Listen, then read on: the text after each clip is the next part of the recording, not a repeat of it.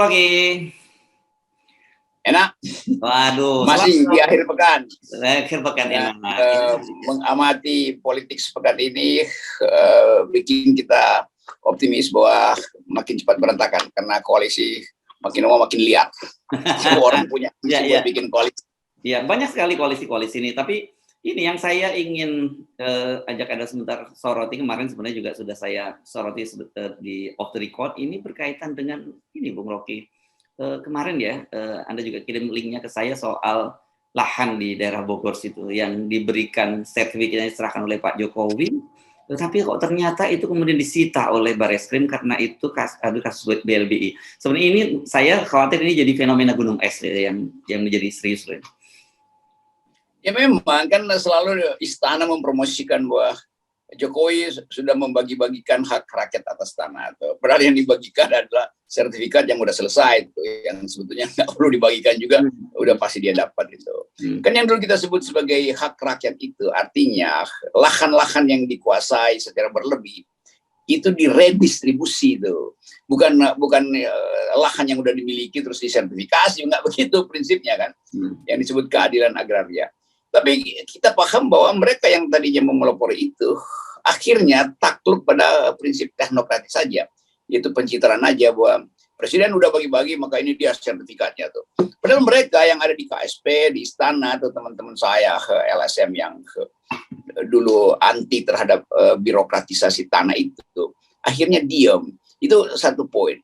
Nah sekarang terlihat bahwa diamnya mereka itu menyebabkan Presiden Jokowi justru terjerembab. Karena tertipu ternyata kan, wah yang dia bagikan itu adalah lahan sengketa itu prinsipnya tuh. Sama seperti orang dulu ledek-ledek saya di Sentul itu lahan sengketa, akhirnya saya yang menang, wah itu adalah lahan saya tuh. Jadi hal yang begini sebetulnya berlangsung di mana-mana, bahwa presiden sebetulnya tertipu oleh data primer yang ada tuh. Nah ini kemudian akan jadi pola sebetulnya.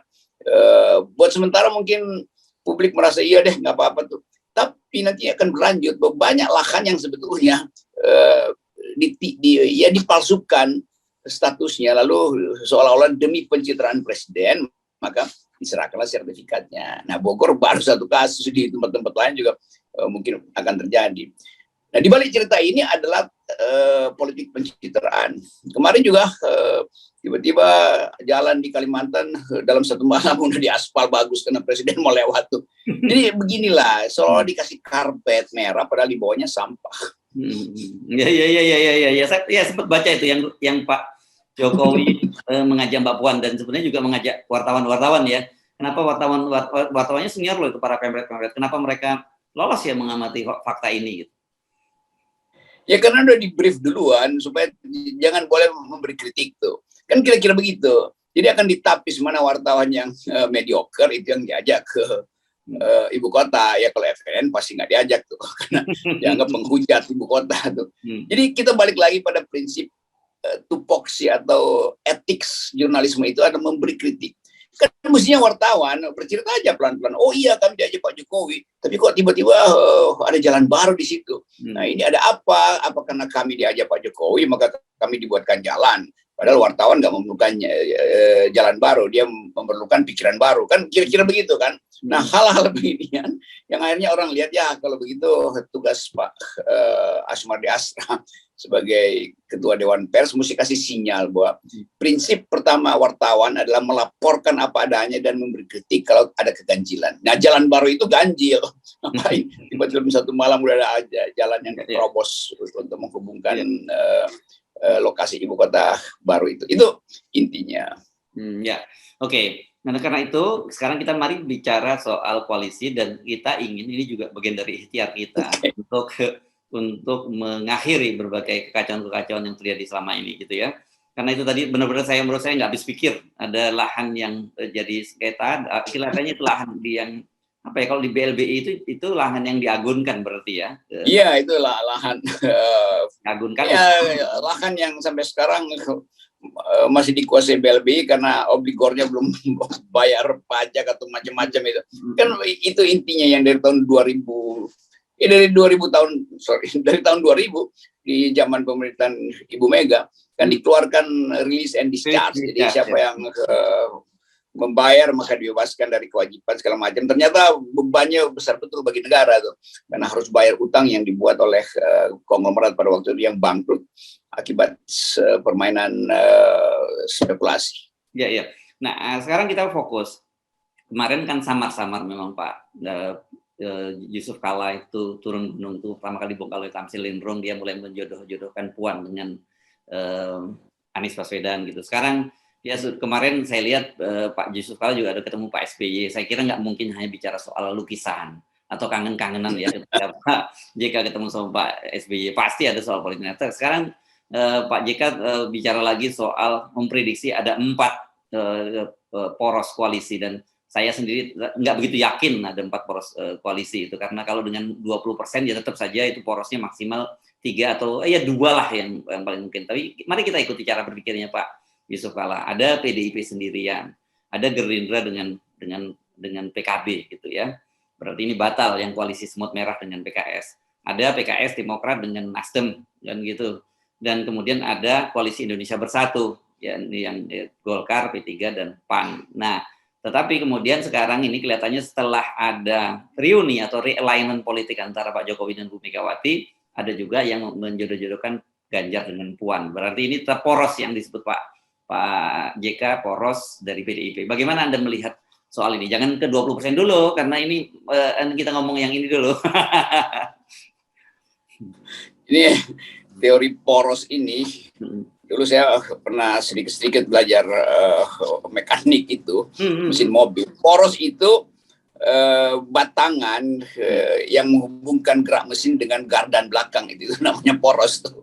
Jadi kalau mesinnya nggak muter ya gardanya nggak muter, penggerak roda belakangnya nggak muter. Karena kita mau lihat sebetulnya ya Pak JK berupaya untuk memberi sinyal bahwa dia mengerti apa yang akan terjadi di ujung.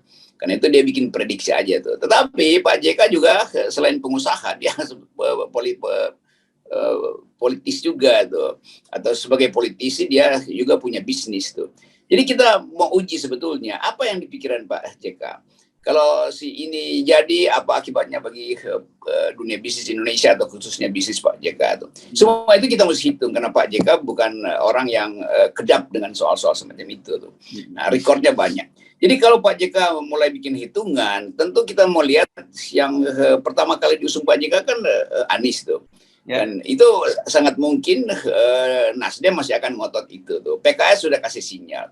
Jadi Pak JK akhirnya mesti lobby Pak SBY karena kedekatan di zaman lampau tuh, supaya Anies juga diucapkan mungkin secara samar-samar di dalam pembicaraan dengan Demokrat itu. Demikian juga Pak AHY kemarin ketemu dengan Pak Prabowo tuh, dan kita tahu bahwa pernah ada koalisi yang kemudian gagal karena peristiwa 2019 nggak terjadi dengan mulus tuh. Jadi upaya memang untuk menggerakkan roda belakang itu akan terhalang kalau porosnya itu akhirnya patah atau putus sambungannya tuh. Jadi sekali lagi kita hanya bisa mengatakan Pak Jokowi, Pak JK tentu dia mengintai dari sudut yang paling masuk akal itu. Nah, bagi dia yang paling masuk akal adalah Anies itu ya, soal Anies AHY, Anies Puan atau Anies Muhaimin segala macam tuh. Nah, kita mau lihat itu kenapa nama Anies diucapkan terus oleh Pak JK? Kan itu intinya kan. Apakah dengan Anies jadi presiden lalu dunia bisnis itu bisa tumbuh dengan baik? Apakah dengan Anies jadi presiden maka Islamofobi hilang misalnya tuh? Itu hitungan makro. Kalau hitungan mikro itu ada di kantong Pak JK, karena Pak JK selalu punya kantong yang mungkin ada statistik kecil, ini partainya berapa ya kalau koalisi. Jadi beliau tajam di dalam menghitung peluang elektabilitas karena dia juga pintar untuk menghitung peluang-peluang bisnis tuh. Nah, itu sebetulnya intinya. Oke, tapi bagi publik sebenarnya tetap saja kita tidak melihat ada satu yang baru ya dari kalkulasi tadi. Kalau mainannya masih mereka-mereka itu saja kan. Ya itu intinya kan, kalau kita terangkan pada Pak JK, iya siapapun yang menang kalau nggak 20% itu artinya curang, kan begitu. Ya tentu Pak JK bisa bantah, wah udah tidak, nanti itu gampang, itu yang penting kita pastikan dulu bahwa blocking ini sudah selesai supaya tidak ada ribut-ribut. Kira-kira pikiran Pak JK sebagai negarawan, kalau saya bayangkan, mungkin dalam rangka untuk mencegah keributan yang berlanjut. Jadi bikin aja blocking supaya publik lebih aman kan, buat PKS, Demokrat dan Nasdem setuju dengan Anies tuh lepas dari pertemuan dengan Pak JK tuh. Prabowo dan PKB udah satu blok tuh. Jadi gampang. Jadi dari awal bikin koalisi yang udah cukup permanen diikat dalam satu peristiwa lalu dipublikasikan sehingga publik tahu dari awal mereka akan berkampanye blocking ini demi capres yang udah ditentukan kan. Kan itu intinya. Nah, tapi tetap FNN akan persoalkan bahwa mereka sebetulnya itu berebut remah-remah karena 20% udah dikuasai PDIP. Ya, tetap kita mesti anggap bahwa permainan politik yang etis adalah sama-sama semua partai yang bikin koalisi ini datang ke Mahkamah Konstitusi minta dibatalkan 20%. Itu baru keren. Ya. Oke. Itu kalau itu clear, nggak bisa ditawar-tawar lagi. Tapi kita hitung dengan possibility yang sekarang ya, karena bagaimanapun itu kan suara kita di luar permainan yang kita berharap kita biarkan supaya permainan itu bisa orang semua ikut bergembira lah. Namanya pesta demokrasi gitu ya. Jadi jangan hanya disuruh jadi nonton, disuruh tepuk tangan, tapi kita nggak terlibat situ. Nah, kita hitung possibility-nya. Saya kira yang sekarang kalau orang kemudian menyebut-nyebut nama Puan dengan Ganjar itu satu kelihatannya tetap saja posisi PDIP ingin tidak ada koalisi seperti yang dikatakan oleh Bu Mega gitu ya. Dan kemudian tapi Bu Mega mesti realistis bahwa Puan itu tidak cukup populer, jadi elektabilitasnya rendah. Dan mungkin berharap dengan cara Ganjar yang masuk di situ dia akan didongkrak elektabilitasnya, dan kita tahu bahwa di belakang Ganjar itu ada Pak Jokowi, dan di belakang Pak Jokowi itu ada kepentingan oligarki kan gitu. Nah, menurut Anda apakah realistis juga ini kalau kemudian PDIP memaksakan Ganjar dengan Puan? Ya buat PDIP pada akhirnya terjebak pada figur kan. Tapi publik melihat ya Ganjar itu Jokowi kecil diasuh oleh oligarki yang sama. Dan sangat mungkin juga mereka yang mengusung Ganjar nggak ingin Ganjar itu dicalonkan lewat PDIP. Kan relawan-relawan ini juga merasa kalau lewat PDIP, yang pertama relawannya sendiri kehilangan amplop karena amplopnya akan diasuh oleh partai. Yang kedua, mereka juga menganggap bahwa mereka ingin jadi kingmakers tuh. Sehingga ke depan pembagian kekuasaan itu tidak harus melalui PDIP. Jadi tetap diehard Ganjar ini berupaya supaya Ganjar dicalonkan tidak melalui PDIP. Itu lebih masuk akal sebetulnya buat kepentingan masa depan. Karena mereka menghitung bisa justru drop suara Ganjar kalau melalui PDIP itu soalnya tuh. Jadi sekali lagi ya biarkan itu PDIP merenung soal itu. Tapi kita mau tagih kalau Ibu Mega konsisten, mestinya Puan itu diajukan. Sebab kalkulasi Ibu Mega kan nggak harus nunggu elektabilitas, ada faktor-faktor lain. Ya. Jadi biarin aja Ibu Mega bilang ya udahlah Puan memang kurang tapi bisa didongkrak gitu kan, lebih enak tuh supaya orang lihat bahwa ya PDIP memang terbatas pada klan Soekarno aja. Kan itu selesai masalahnya kan. Jadi kebimbangan psikologi Ibu Mega ini di akhir masa kekuasaannya PDIP mau diserahkan ke siapa?